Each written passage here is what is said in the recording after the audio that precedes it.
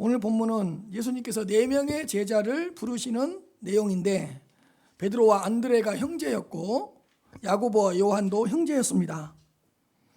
예수님께서 어떻게 두 형제를 부르시고 그들은 예수 그리스도의 부르심에 어떻게 응답했는지를 살펴보면서 오늘 우리에게 주시는 하나님의 은혜를 살펴보도록 하겠습니다. 18절 말씀을 보시면 갈릴리 해변에 다니시다가 두 형제 곧 베드로라는 시몬과 그의 형제 안드레가 바다에 그물 던지는 것을 보시니 그들은 어부라. 예수님이 갈릴리 해변에 다니시다가 두 형제 베드로라는 시몬과 그의 형제 안드레가 그물 던지는 것을 보시니 보셨습니다. 다니시다가 보셨습니다. 그런데 그들은 어부였습니다. 그들은 어부라. 다니시다가 보시니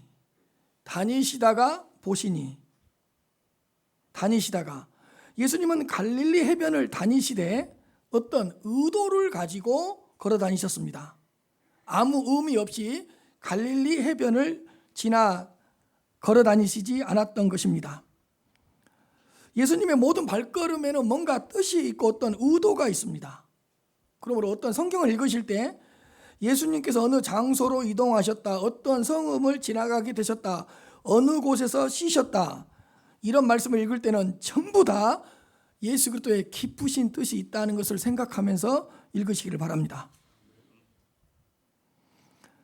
다니시다가 보시니 예수님께서 보셨다는 것도 육체적인 눈으로 보셨다는 뜻이 아닙니다. 예수님은 베드로와 이 안드레 두 형제에게서 인간의 눈으로 볼 수 없는 어떤 특별한 것을 보셨습니다.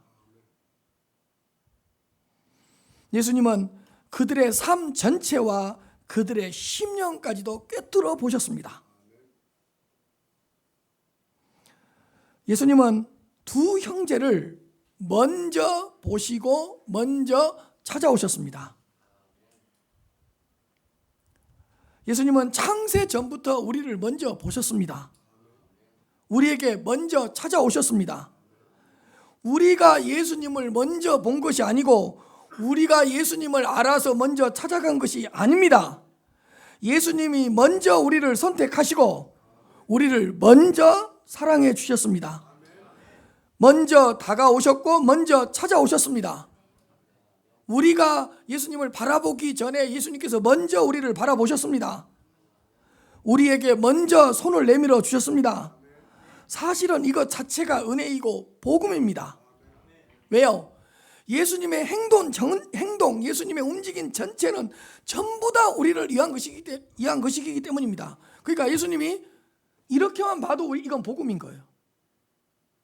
우리를 위해서 보신 것이니까.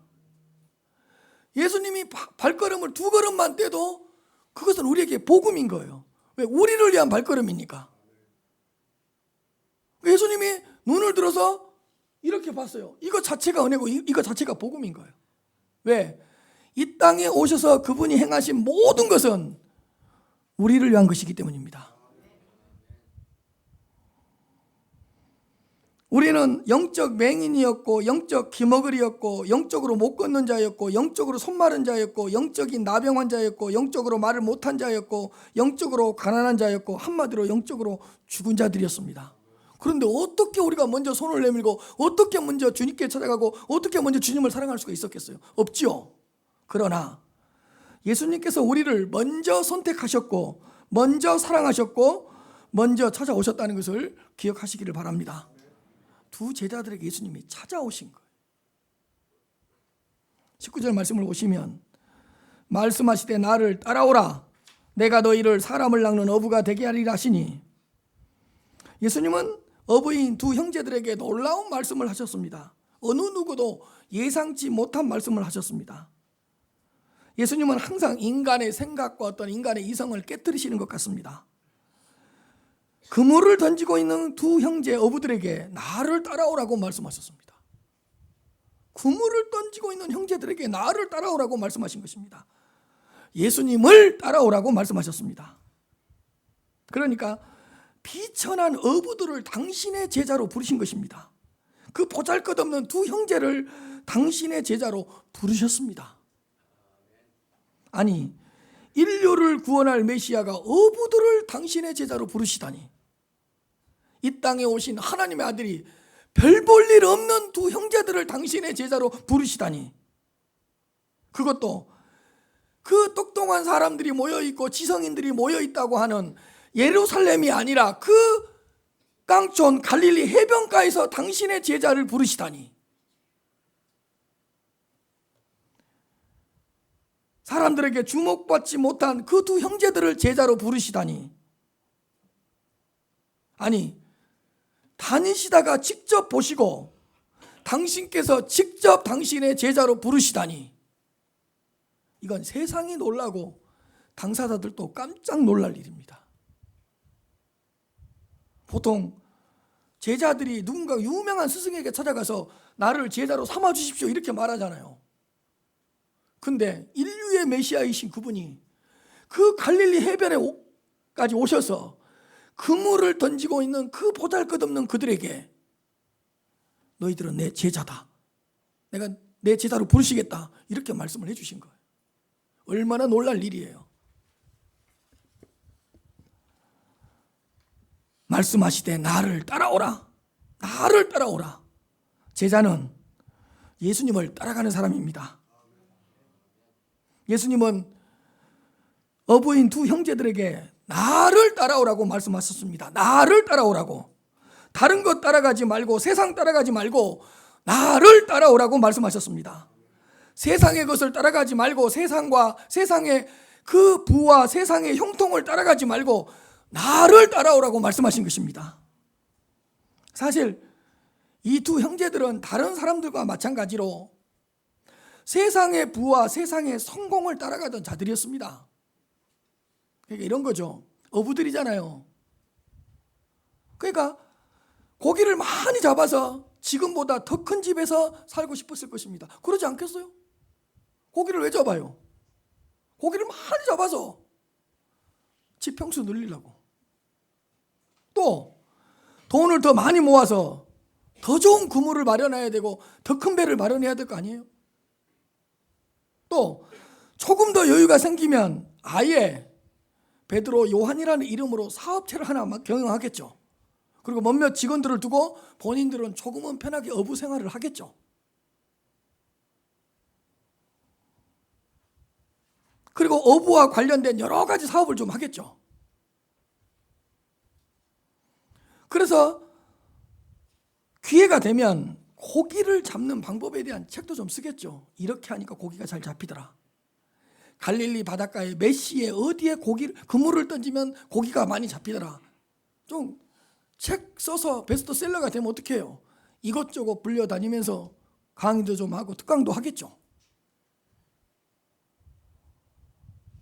그래서 여기서 조금 더 유명해지면 뭐 만들어야 돼요? 베드로 나루토 하나 만들고 요한 나루토 하나 만들어야 될 거 아니에요.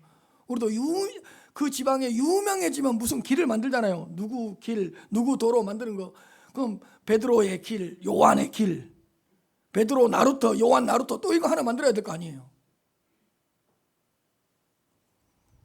그들의 인생 가운데는 구원도 없고 영생도 없고 영혼 구원도 없습니다. 그들의 삶 가운데는 생명의 주인이신 예수님도 없었습니다. 베드로와 요한은 세상의 성공과 부를 따라가다가 잘 먹고 잘 살다가 허무하게 죽어버릴 수밖에 없는 그런 인생들이었습니다. 그러나 예수님은 두 형제들에게 나를 따라오라고 말씀하셨습니다. 예수님을 따르는 제자로 부르셨습니다. 제자는 예수님을 따라가는 사람입니다. 어떤 일이 있어도 예수님을 따라가는 사람입니다. 어떤 상황에서도 예수님을 따라가는 사람이 제자인 것입니다. 어떤 고난 가운데서도, 어떤 환난 가운데서도 예수님을 따라가는 사람이 참된 제자입니다. 어떤 대가를 치르더라도, 어떤 값을 치르더라도 끝까지 마지막까지 예수 그리스도를 따라가는 자가 제자입니다. 나를 따라오너라, 나를 따라오라. 사랑하는 성도 여러분, 예수님만을 따라가는 제자들이 되시기를 바랍니다. 예수님을 더 잘 따라가는 제자의 삶을 살아내시기를 바랍니다. 예수님은 우리를 당신의 제자로 부르셨습니다. 그러므로 예수님의 말씀과 예수님의 가르침을 따라가시기를 바랍니다.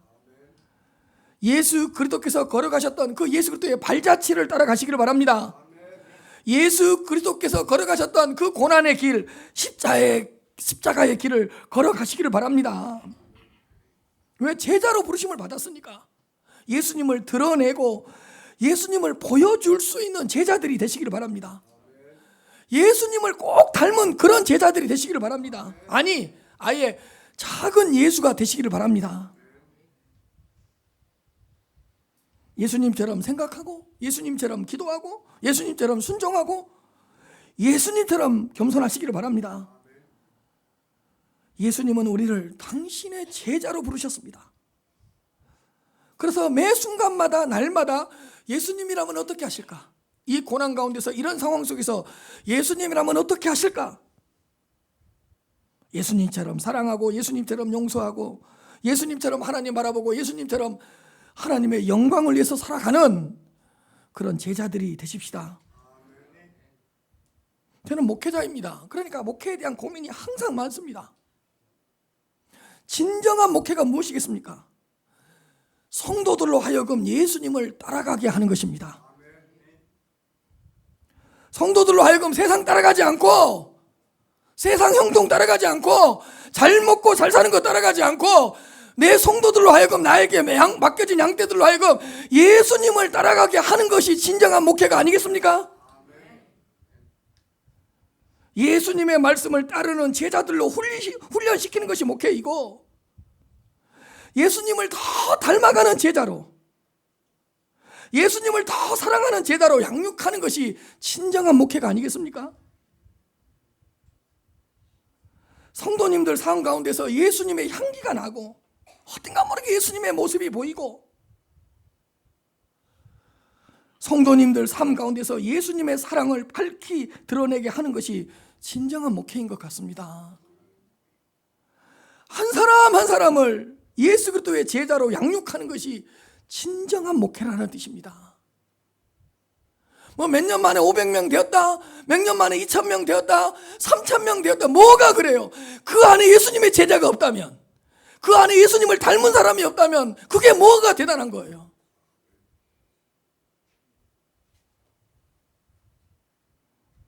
한 사람 한 사람을 예수 그리스도를 닮는 제자로 양육해야 될 거 아닙니까?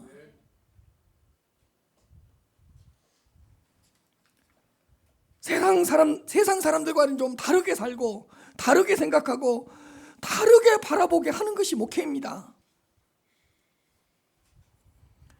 예수를 따르는 제자들은 모든 삶의 영역에서 세상 사람들과는 좀 구분이 되고, 달라야 되고, 구별이 돼야 됩니다. 이런 거죠. 세상 사람들이 우리 교회 성도님들을 우연하게 만났어요. 어쩌다가 만났어요. 아니, 친구로서 만났어요. 그러면 그 세상 사람들이 이렇게나 말할 수 있어야 돼요. 너는 뭔가가 나와는 달라. 아니, 뭔가 달라. 그런데 나는 네가 좋아. 너는 삶과 죽음에 대한 관점도 나하고 다르고, 삶의 인생관이나 가치관도 나하고는 뭔가 달라. 차원이 달라. 너는 왜 이렇게 나와 모든 것이 다르지? 근데 나는 네가 좋아. 왜? 좋은 쪽으로 다르니까.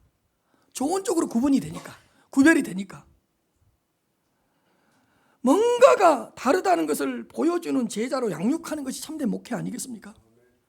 너는 그 교회 다니면서 달라졌어. 너는 그 교회 다니면서 뭔가 변화가 됐어. 이런 말을 듣게 하는 것이 목회가 아니겠냐고요.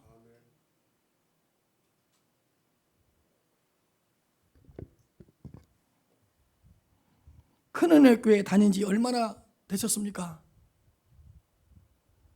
큰은혜 교회 다니면서 정말 예수님을 닮은 제자가 됐습니까? 내가 이 교회를 얼마나 오래 다녔느냐가 중요한 게 아니라 다닌 만큼 예수님을 닮았어야죠. 다닌 만큼 작은 예수가 되어 있어야죠. 그러니까 이 교회 오래 다니신 분들은 긴장해야 돼. 긴장해야 돼. 왜? 얼마 다니지 않았던 사람보다는 더 예수님을 닮아야 되고, 예수님과 비슷해져야 되고, 예수님 흉내라도 내고 있어야 되고, 인격과 성품과 언행에 있어서 예수님을 닮아 있어야 된다고요. 그래야지 그 목사님 목회 잘한다 그럴 거 아니에요. 저 목사님 설교 듣고 저 목사님 양육받고 예수님을 닮게 되었다고, 작은 예수가 되었다고, 이런 말을 좀 들어야 될 거 아니냐고요.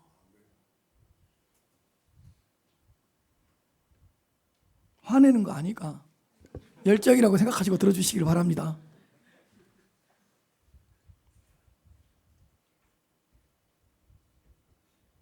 아니, 어떤 목회자가 좋은 목회자예요? 내가 저 목사님을 5년 동안 만났는데 5년 전보다 훨씬 예수님을 많이 닮았어. 저 목사님만 따라가면 그래 예수님을 만날 수 있을 것 같아. 제 예수님을 보면, 저 목사님을 보면 예수님의 삶이 보이고 예수님의 인격이 보이고 예수님의 성품이 보여. 이런 말을 좀 들어야지 진정한 목회자가 아니겠냐고요. 아, 리더십 좋아, 리더십 좋아. 아, 설교 잘해, 설교 잘해. 대단해, 대단해, 대단해. 그냥 몇 년 만에 500명 만들고 1000명 만들었대. 이게 무슨 의미가 있어요?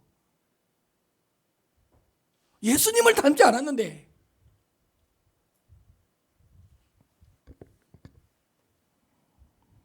예수님을 닮은 성도님들이 되었으면 좋겠고, 예수님을 닮은 목회자가 되었으면 좋겠습니다. 예수님 닮은 제자, 작은 예수가 되시기를 바랍니다.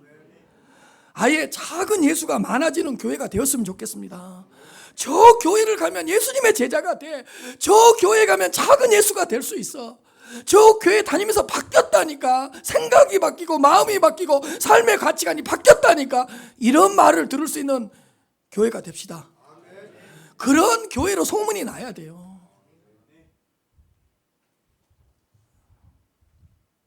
다른 것 따라가지 말고, 세상의 가치관 따라가지 말고 예수님을 따라가는 진정한 제자들이 되었으면 좋겠습니다. 그리고 예수님께서 이렇게 말씀하십니다. 19절 보시면 말씀하실 때 나를 따라오라고 말씀하신 다음에 내가 너희를 사람을 낚는 어부가 되게 하리라 하시니, 내가 너희를 사람을 낚는 어부가 되게 하리라. 사람을 낚는 어부로 삼기 위해서 두 어부들을 제자로 부르셨습니다. 그러므로 제자는 사람을 낚는 어부입니다. 사람을 낚는 어부, 영혼을 구원하는 영적 어부가 되게 하시려고 제자로 부르셨습니다. 잘 먹고 잘 살게 하려고 제자로 부르지 않았습니다. 잘 먹고 잘 살게 하려고 목회자로 불렀겠어요?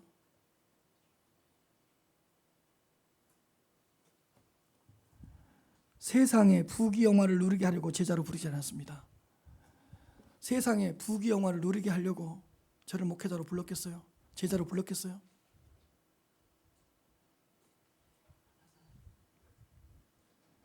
영혼을 살리는 어부, 죽어가는 영혼들을 구원하는 어부, 지옥에 가는 영혼들을 전도하는 어부로 사용하시려고 제자로 부르셨습니다. 영혼 구원을 위한 제자로 부르셨다는 것을 기억해야 될 것 같습니다. 제자는 사람을 낚는 어부입니다. 내가 너희를 사람을 낚는 어부가 되게 하리라. 내가 되게 하리라. 예수님이 사람을 낚는 어부가 되게 하십니다. 부르신 분이 사람을 낚는 어부로 재창조하시겠다고 말씀하십니다. 내가 너희를 사람을 낚는 어부가 되게 하리라. 예수님이 하십니다. 예수님이 이루십니다. 예수님이 성취하십니다. 어느 누구도 스스로 사람을 낚는 어부가 될 수 없습니다. 아예 사람을 낚는 어부가 될 수 있는 능력이 없습니다. 제자로 부르신 예수님이 이루실 것이고, 부르신 예수님이 완성하실 것이고, 부르신 예수님이 반드시 이루시고 성취하시겠다고 말씀하셨습니다. 내가 되게 하리라. 뜻하신 즉 이루시고, 이루신 즉 선하십니다. 예수님은 무엇인가를 뜻하시고 계획을 세우시면 반드시 이루시고, 예수님이 이루셨다면 그것은 다 선합니다. 따라하세요. 뜻하신 즉 이루시고 이루신 즉 선하시다. 제자로 불렀으면 예수님이 이루시는 거예요. 사람을 낚는 어부가 되게 해주시겠다는 거예요. 뜻하신 즉 이루시고 이루신 즉 선하시다. 그러나 사람을 낚는 어부가 되는 조건이 있습니다. 예수님을 따라가야 합니다. 예수님을 날마다 따라가고 끝까지 따라가야 합니다. 예수님을 매 순간 따라가야 사람을 낚는 어부로 만들어 주신다고 말씀하셨습니다. 나를 따라오라, 나를 따라오라, 따라오라는 거예요. 내가 너희를 되게 하리라. 사람을 낚는 어부가 되게. 그러니까 내가 너희들을 사람을 낚는 어부가 되게 하려면 너희들이 나를 따라와야 된다. 나를 따라와야 된다. 예수님을 따라와야 된다.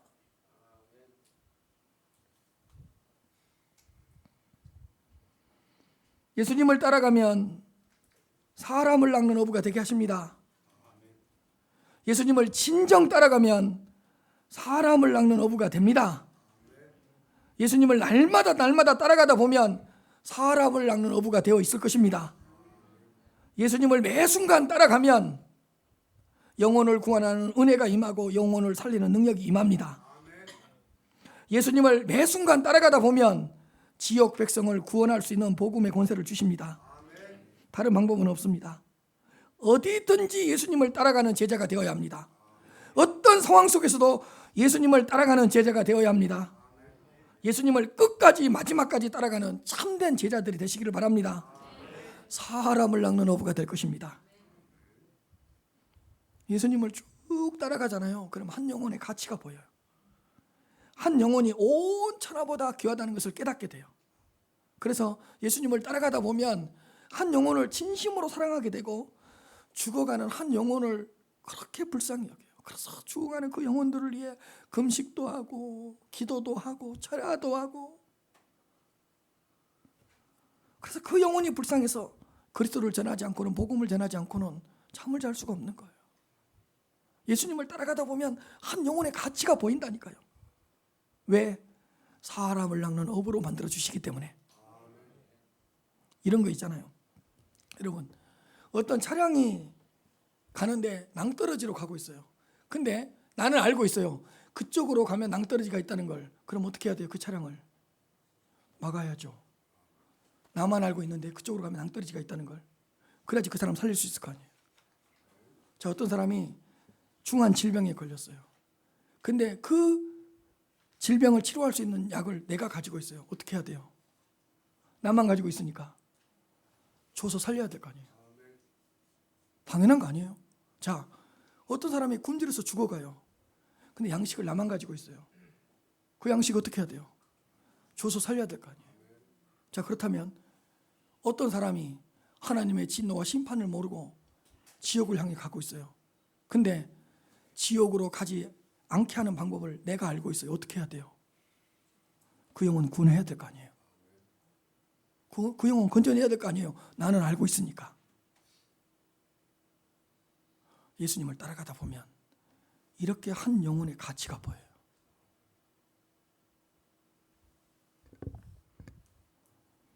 예수님은 영혼을 구원하려고 이 땅에 오셨습니다. 그래서 예수님의 모든 사역은 영혼 구원에 초점이 맞추어져 있습니다. 낮고 천한 사람의 아들로 이 땅에 오신 이유도 영혼을 구원하기 위해서였고요. 십자가에서 죽으신 이유도 영혼을 구원하기 위해서였고요. 3일 만에 부활하신 이유도 영혼을 구원하기 위해서였습니다. 예수님을 날마다 따라가는 제자가 되면 한 영혼을 진심으로 사랑하는 사람을 낚는 어부가 됩니다. 저는 세배당 건축을 앞두고 있어요. 그러면 제 머릿속에는 온통 세배당 건축밖에 없어요. 근데 조심해야 될 게 있어요. 세배당 건축에만 신경 쓰면 건축도 안 되고 저도 망하고 여러분들도 망해.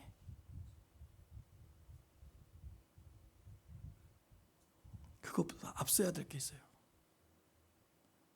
예수님을 따라가야 돼요.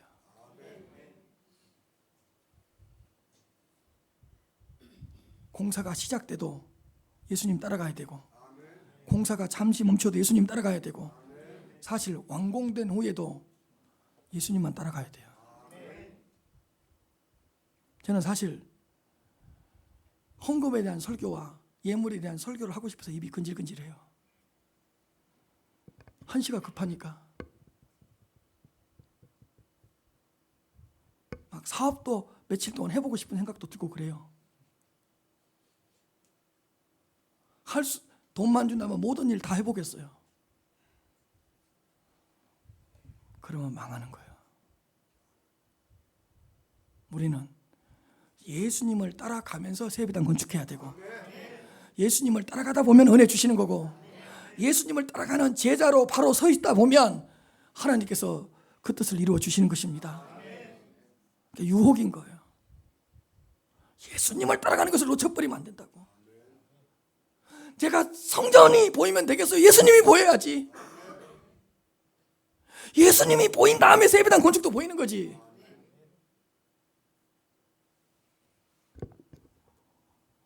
예수님을 따라가는 게 우선이야.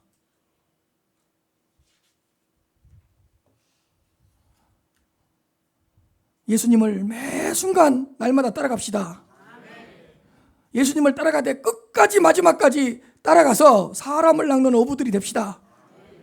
우리 크로네교회 모든 재직들, 모든 피택자들, 모든 성도님들이 사람을 낚는 어부들이 되시기를 바랍니다. 우리 큰은혜 교회가 사람을 낚는 어부 교회가 되었으면 좋겠습니다. 한 영혼을 귀히 여기고 한 영혼을 구원하기 위해서 최선을 다하는 어부 교회가 되었으면 좋겠습니다. 어부 성도, 어부 재직들, 어부 피택자들, 어부 성도들, 어부 목회자, 사람을 낚는 어부 목회자가 되었으면 좋겠습니다. 그러려면 예수님을 따라가야 된다고.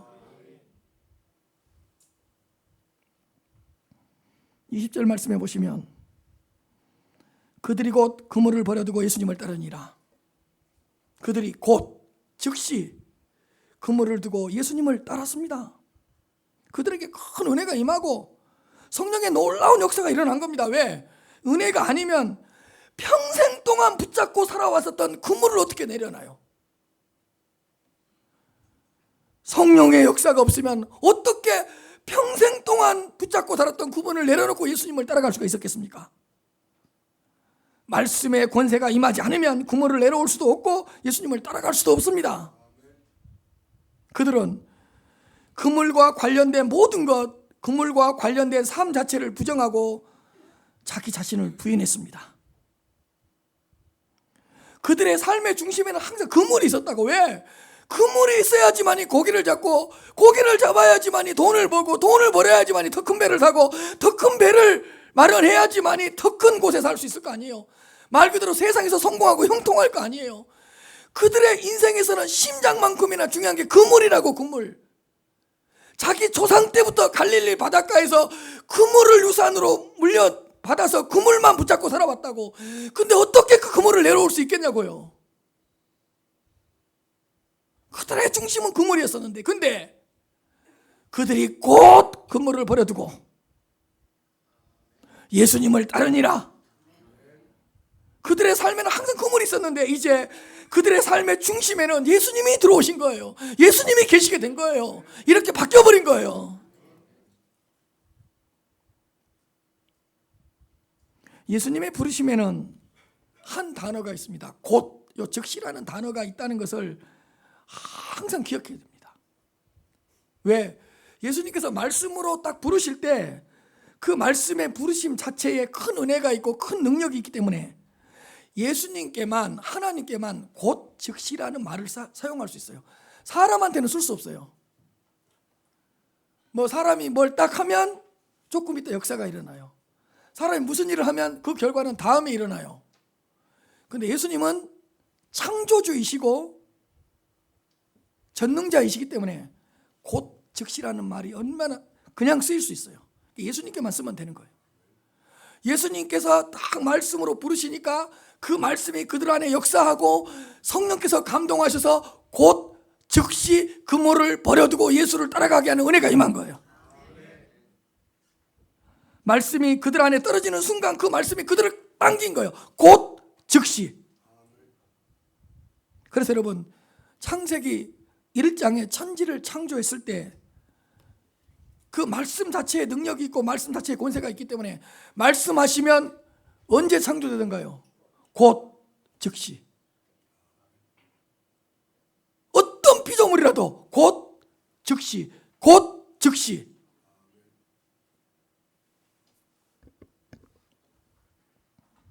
말씀이 어부들 안에 딱 떨어지는 순간 성령께서 감동하시고 성령께서 역사하셔서 그들은 곧 그물을 버려두고 예수를 따르니라. 사랑하는 성도 여러분, 예수님을 따라가는 제자가 되기 위해서 내가 내려놓아야 될 그물은 무엇인가 한번 생각해 봅시다.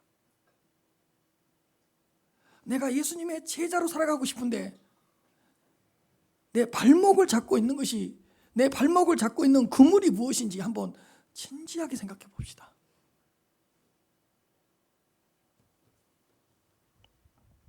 누가복음 9장 23절입니다. 또 무리에게 이르시되 아무든지 나를 따라오려거든 자기를 부인하고 날마다 제 십자가를 지고 나를 따를 것이니라. 나를 따라오려거든 자기를 부인하고 날마다 자기 십자가를 지고 나를 따를 것이니라. 근데 여러분, 이런 게 있습니다. 제자로 부르심을 받았다는 것 자체가 큰 축복이고 큰 은혜입니다. 왜냐하면요, 복음서를 한번 읽어보십시오. 어떤 부자 청년이, 정말 괜찮은 부자 청년이에요. 부자인데 청년이니까, 청년인데 이미 부를 가지고 있었어요. 그리고 상당히 지적 능력도 탁월했어요. 근데 그 부자 청년이 예수님께 찾아왔어요. 내가 당신의 제자가 되겠다고. 돌려보내버려요.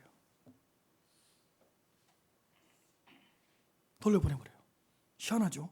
그리고 또요, 누가복음 9장에 보면 몇몇 사람들이 예수님한테 이렇게 따라와요. 예수님께 이렇게 찾아왔어요. 예수님이 어디를 가시든지 예수님을 따라다니는 제자가 되겠습니다. 몇몇 사람들이 따라와요. 근데 예수님이 돌려보내버려요. 희한하죠. 근데요, 보잘것없고 초라하고 주목받지 못하고 있는 그 어부들한테는 또 뭐라 그래요? 따라오라 그래요? 이게 뭐예요? 여러분, 예수님의 제자가 되는 것도 내 마음대로 안 돼요. 내 능력으로 안 돼요. 예수님의 주권과 예수님의 은혜입니다. 아니, 제자가 되겠다고 나서는 사람은 돌려보내버리고 그물이나 던지고 있는 그 어부, 그 비천한 어부들한테는 나를 따라오라는 그 제자로서의 축복을 주시고, 그런데 그 베드로와 안드레, 야고보와 요한처럼 그렇게 부족하고 그렇게 연약하고 그렇게 보잘것없는 저희들을 제자로 불러주셨다니까요. 얼마나 큰 축복이냐고. 저는 두 가지 복을 받은 것 같아요. 지난번에 우리 찬양했었죠. 나는 하나님을 섬기고 주님을 섬기는 것이 내 인생의 가장 큰 축복입니다. 그 찬양 있었죠? 그 뭐 있었죠? 예, 아마 있었어요. 예, 그래서 저는 예수 믿는 것이 가장 큰 축복인 것 같아요. 정말 축복인 것 같아요. 믿음을 주셨으니까. 두 번째로 받은 축복이 뭐냐? 목회자가 된 거예요. 목회자가 되겠다고 나선 사람들은 돌려보내고, 전혀 목회자의 자격도 안 되고 조건도 안 되는데 목회자로 불러주시고, 웬 은혜인가, 웬 축복인가. 제가 인간적으로 딱 지금 이렇게 우리 성도들 딱 주변만 이렇게 살펴봐도 저 사람이 목회했으면 좋았을 건데, 저 사람이 설교했으면 훨씬 잘했을 건데, 그런 사람들이 많아요. 근데 안 불렀잖아요. 근데 어느 누가 봐도 부족해, 연약해. 어부 같은 나를 불러주시고, 그러니 어떻게 게으름 피우면서 목회할 수 있어요? 어떻게 편하게 목회를 할 수 있어요? 평생 동안 그물에 얽매이며 보잘것없는 인생을 살아갈 수밖에 없는 저를 예수를 믿게 하고 당신의 제자로 불러주시고 당신의 목회자로 불러주셨는데, 웬 은혜인가, 웬 복인가.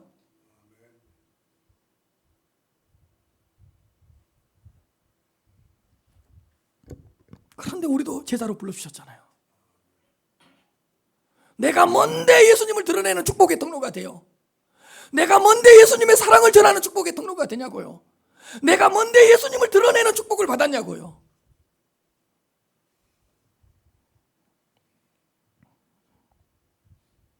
또 한 가지 복음서에 읽어보면 중요한 사건이 하나 있어요. 여러분, 무리들과 군중들이 있어요. 이 무리들, 군중들은 어떤 사람들이냐면, 예수님이 기적을 일으킬 때는 몰려들어요. 그리고 딱 기적 사건이 끝나면 집으로 가버려요. 이 사람들을 무리라 그러고 군중들이라 그래요. 그리고 또 오병이어 기적을 일으킬 때는 딱 몰려들어요. 그리고 오병이어 기적을 통해서 배부르게 해주면 예수님을 그냥 떠나버려요. 이런 사람들을 무리, 군중이라 그래요. 그러니까 육체적인 것 외에 관심이 없는 거예요. 그러니까 배가 부르고 목이 시원한 물로 적셔주면 그들에게는 그 이상의 축복이 없는 거예요. 그 사람들을 무리와 군중이라 그래. 십자가의 은혜까지, 제자의 자리까지 나가지를 못해요. 그래서 어디서 기적만 이렇게 하면 기적만 맛보러 가요. 근데 중요한 거 있어요. 우리도 무리와 군중들이었잖아. 근데 그 많은 무리와 군중들 가운데서 여러분들을 빼내고 구별해내고 구분해내서 제자로 불러주신 거예요. 그러니까 육체적인 만족으로서는 양이 안 차는 거예요. 우리는 육체적으로 잘 먹고 잘 사는 것으로는 우리의 갈증이 해결이 안 되는 거예요. 아무리 세상에 성공하고 세상에서 형통함을 누려도 어디가 모르게 공허한 거예요. 그렇게 해서 우리를 제자로 부르셨잖아요. 그러니 웬 은혜인가, 웬 축복인가.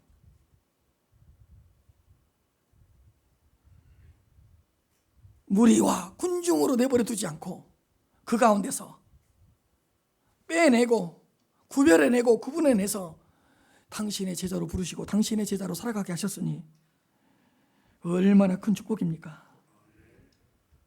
사랑하는 성도 여러분, 무리와 군중으로부터 우리를 구별하시고 우리를 제자로 부르셨습니다. 그래서 십자가의 사랑, 십자가의 은혜까지 나아가게 해주셨습니다. 제자로 부르셨을 뿐만 아니라 부르심에 응답할 수 있도록 말씀의 권세까지 허락해 주셨습니다. 얼마나 큰 은혜이고 얼마나 큰 축복입니까? 부르신 그분이 우리를 훈련하시고 연단하시고 다듬으셔서 사람을 낚는 업으로 사용하신다는 것을 기억합시다. 나를 제자로 불러주신 그 예수님께서 결국에는 나를 이끄시고 나를 훈련하고 나를 인도해서 제자의 삶을 살게 하신다는 것을 믿읍시다. 21절 22절도 구절은 똑같습니다. 구조는 거기서 더 가시다가 다른 형제 곧 세베대 아들 야고보와 그 형제 요한이 그의 아버지 세베대와 함께 배에서 그물 깁는 것을 보시고 부르시니, 똑같아요. 구조는 그들이 곧 배와 아버지를 버려두고 예수를 따르니라. 우리도 예수를 따라가는 제자로서의 행복을 누립시다. 예수님을 따라갈 때 가장 행복하고 예수님을 따라갈 때 가장 만족하고 예수님을 따라갈 때 영원한 삶의 기쁨이 넘친다는 것을